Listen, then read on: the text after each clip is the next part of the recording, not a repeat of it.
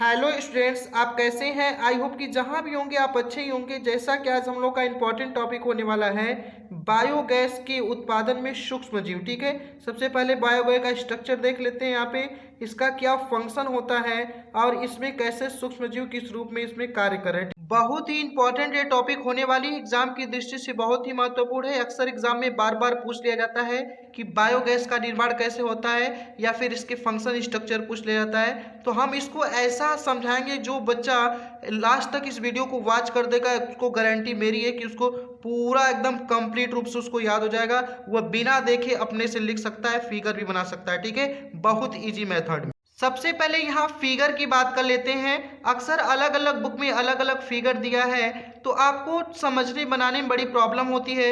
हम इतना सिंपल यह फिगर लिए कि एक बार अगर ध्यान से आप देख लीजिए तो कंप्लीट रूप से इसके स्ट्रक्चर को आप ड्रा कर सकते हैं। इसलिए बिल्कुल सिंपल सा स्ट्रक्चर हमने यहाँ पे बनाया है और इसके एक एक कार्य को देखेंगे कि क्या इसके फंक्शन होते हैं। ठीक है, यहाँ पे सबसे पहले आपको 3 टैंक दिखाई दे रहा होगा, प्राथमिक टैंक, द्वितीयक टैंक और तृतीयक टैंक। ठीक है, इसको समझने से पहले हम आपको बता दें कि जो भी बातें हम आपको इस फिगर में समझा रहे हैं वही चीजें थ्योरी में कन्वर्ट करके लिखे। आप स्वयं भी लिख सकते हैं और नहीं तो आपको तो हम नोट्स दिखाएंगे।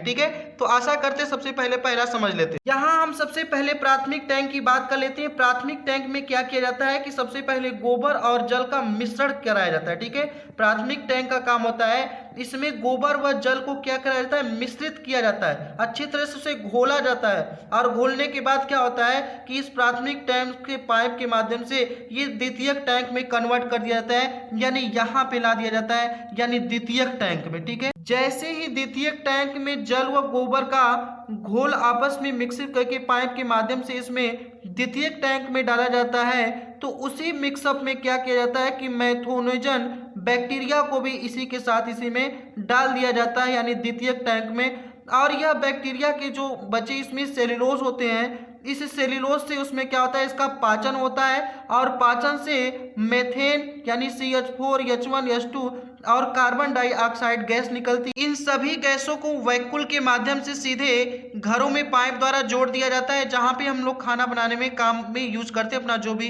डेली लाइफ में यूज जिसमें यूज करना होता है। ठीक है, तो ये इनका काम होता है द्वितीय टैंक का। अब बात कर लेते हैं यहाँ पे तृतीयक टैंक। तृतीय टैंक में जो द्वितीय टैंक वाला बचा है अपशिष्ट पदार्थ को पाइप के माध्यम से तृतीय टैंक में सेंड कर दिया जाता है, यानी ट्रांसफर कर दिया जाता है। जो कि अपशिष्ट पदार्थ होते हैं यह क्या उर्वरक का काम करते हैं, यानी खेतों में। ठीक है, तो इसको खाद के रूप में हम लोग यूज कर लेते हैं। ठीक है, तो कितना सिंपल है आप देख सकते हैं, बहुत ही इजी है। आपको बायोगैस का स्ट्रक्चर बना लेना है, प्राथमिक द्वितीय टैंक बना लेना है, प्राथमिक में घोल करा के और इसमें घोल को सेकेंडरी में यानी द्वितीय टैंक में सेंड करवा देना है। यहाँ पे बैक्टीरिया के सेलुलोज से मेथेन गैस का निर्माण होगा, सीधे वैक्यूल के माध्यम से घर में जोड़ देंगे और यह बचे उर्वरक तृतीयक में कन्वर्ट कर देंगे और तृतीयक में से यह मैदान में इसको लास्ट वाले भाग से निकाल के खेतों में अपने उर्वरक शक्ति बढ़ाने के लिए डाल दिया जाता है। ठीक है, तो देखिए कितना सिंपल है। और यहाँ आपको इसी वीडियो में हम पूरा अब एक एक जो कार्य आपको बताएं यही हम थ्योरी में कन्वर्ट किए।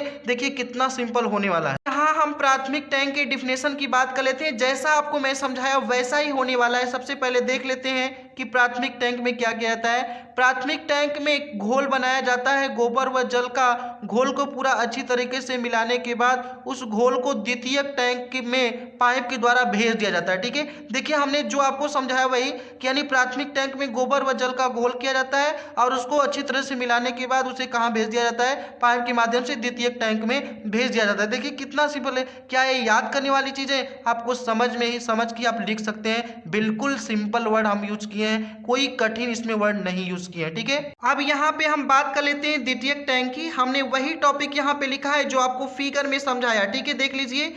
अब द्वितीयक टैंक में गोबर व जल के घोल को द्वितीयक टैंक में डाला जाता है तथा उसी घोल के साथ द्वितीयक टैंक में घोल मेथोजेन बैक्टीरिया डाला जाता है। यह बैक्टीरिया घोल में उपस्थित सेल्यूलोज का पाचन करता है तथा पाचन के दौरान उसमें से बायोगैस निकलती है जो मेथेन, कार्बन डाइऑक्साइड, H2 इन सभी गैसों को वैक्यूल के माध्यम से पाइप के द्वारा घरों में जोड़ दिया जाता है। ठीक है, देखिए मैंने इसमें क्या न्यू ऐड किया, बस जो समझाया वही यहाँ पे फिट कर दिया। बाकी सारी चीजें वैसी की वैसी ही हैं, आप अपने से स्वयं कर सकते हैं। अब हम बता भी नहीं ले सकते हैं कितना यह इजी है, आपको कहीं इतना सिंपल नहीं मिलेगा। यहाँ पे तृतीयक टैंक हमारा कुछ इस प्रकार से होने वाला है। तृतीयक टैंक में बचे अपशिष्ट पदार्थ को तृतीयक टैंक में उर्वरक के रूप में इकट्ठा कर लिया जाता है, फिर इसे मैदान में डाल दिया जाता है। हमने कहा कि लास्ट वाला जितने भी अपशिष्ट पदार्थ बचे उसे तृतीयक टैंक में सेंड कर दिया जाता है, उसके बाद इसे उर्वरक के रूप में खेतों में डाल दिया जाता है जिससे फसलें अच्छी हों। ठीक है, कितना सिंपल था यह, आप अच्छे से कर पाए होंगे। आशा करते हैं कि thank you so much for watching my video.